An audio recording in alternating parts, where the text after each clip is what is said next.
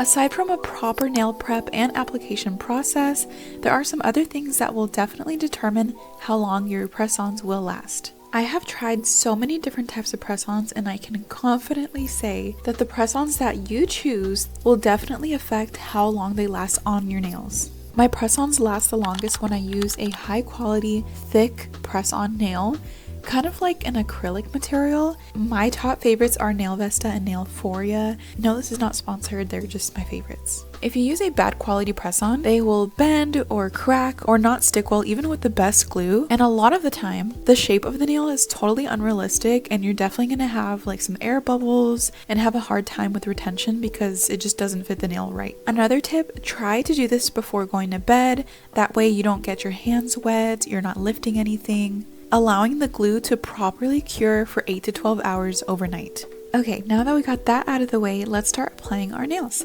You won't need anything fancy for this. Here's all that you will need. A nail trimmer, I like the corner one, but you can use a regular one. A nail file to lightly buff your nails. I like using a brush to dust off all the particles. And a good quality nail glue. This is my favorite. It's the Beauty Secrets nail glue. Sometimes I can't even take my nails off. That's how good it is. And of course, your choice of press-ons. Today I will be using these Glamnetic Valentine nails. And that's literally all you need. So now we can get started with the prep. Laying a paper towel down first makes this so much easier to clean after. Make sure your hands are clean and dry, free of lotions or oils or anything like that. As you can see, my nails are very long, so first we're going to trim our nails. We do want to clip them pretty short, and the reason for that is because, especially if you're wearing like an almond press-on, for example, the shape of the press-on will look much better if your nails are short. That way they're not sticking out from underneath the nail. For example, if you have an almond shaped press-on,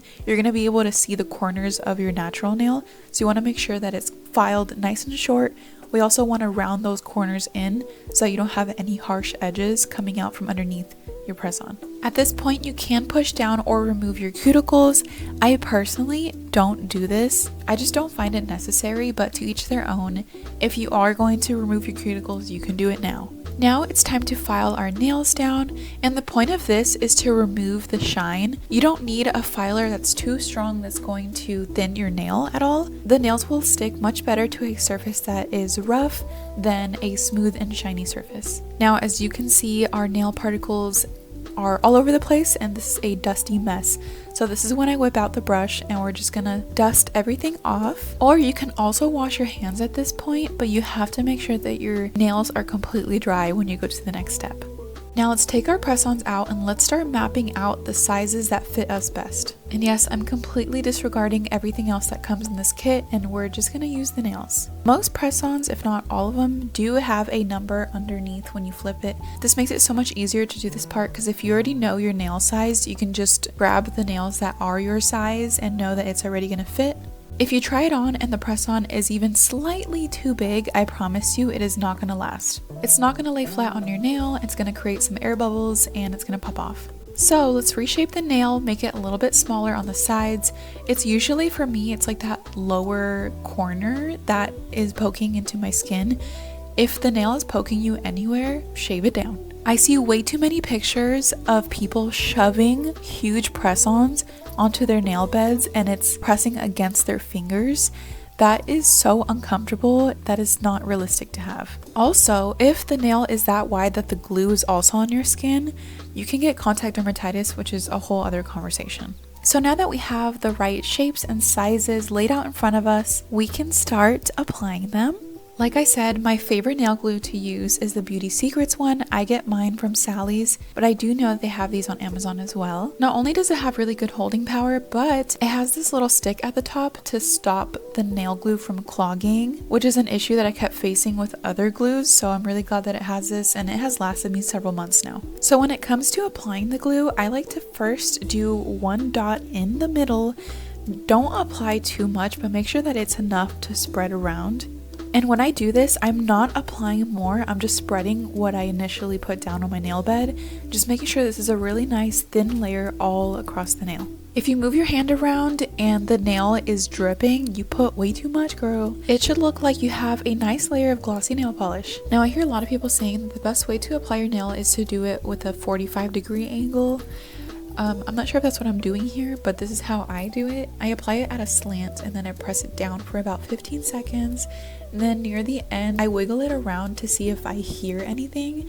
And if I hear any squishiness, then I know for a fact it is not ready to go, it's not dry, so I'll keep pressing it until it's silent. I did notice that the glue was having a hard time sticking onto these nails, which I don't have a problem with other nails. I think it's just how these climatic ones were made. So if you do have that problem, you can also try buffing the inside of your press-on to make sure it's also a rough surface, because if it's too smooth and glossy, it's gonna have a hard time gripping to the glue. Also, if the press-on itself is too curved and it won't let you press it completely flat to your nail bed, you can try flattening it with your fingers, or if that doesn't work, you can also file down the sides and that'll make it a little bit flatter. That way you don't have any gaps, because sometimes that's what the issue is. Now that our babies are applied, let's try to not wash our hands. Let's try to not lift anything heavy. If you do need to wash some dishes, for example, let's wear gloves. And that's why I said it's best to do this before going to bed. That way you don't have to worry about any daily activities you have to do. Even if I'm applying lotion after, I try to not get it on my nails and I'll just get it on my hands and fingers. Those efforts do make a big difference. I'm telling you, the nights that I do this before going to bed and I wake up are the times where my nails last the longest, like 3 to 4 weeks. And I have to do a whole routine to remove them because they will not come off. Thank you for watching this video. I'll have everything you need linked down below. Don't forget to give it a like and subscribe. And let me know if you want a press-on removal video, because I can do that as well. Thank you all for watching. Love you. Have a blessed day.